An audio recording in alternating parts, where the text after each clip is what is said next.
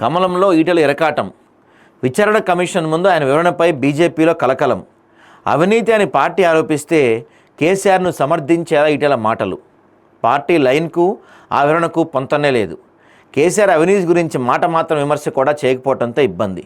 ఈయన్ని కావాలని టార్గెట్ చేశారు. ఈయనకి ఎట్లయినా అధ్యక్ష పదవి రాకూడదు, ఈటెల పార్టీ అధ్యక్షుడు కాకూడదు అని చెప్పి కొంతమంది ఫ్రేమ్ చేశారు. ఈయన్ని ఆ ఫ్రేమ్లో భాగంగానే ఈ కథ అయిందనమాట. కాళేశ్వరం ప్రాజెక్టు అవినీతిపై ఏర్పాటైన పీసీ ఘోష్ కమిషన్కు బీజేపీ ఎంపీ ఈటెల రాజేందర్ ఇచ్చిన వివరణ ఆ పార్టీ నాయకత్వాన్ని ఇరుకున పడేసిందా? కేసీఆర్ని వెనక్కొచ్చేలా ఈటెల మాట్లాడారనే భావన బీజేపీ నేతలు కలవరం రేపుతుందా అంటే అవుననే అంటున్నాయి కమలం పార్టీ వర్గాలు. బీఆర్ఎస్ను దెబ్బ కొట్టేందుకు అందివచ్చిన అవకాశాన్ని జారవిడుచుకున్నట్టు అయిందని పార్టీ ముఖ్య నేతలు అభిప్రాయం వ్యక్తం చేస్తున్నారు. కాళేశ్వరం ప్రాజెక్టులో కేసీఆర్ కుటుంబం భారీగా అవినీతికి పాల్పడిందంటూ ఇన్నాళ్ళు పార్టీ నాయకత్వం సంధించిన ఆరోపణలకు భిన్నంగా ఈటెల వాదన ఉందని వారు స్పష్టం చేస్తున్నారు.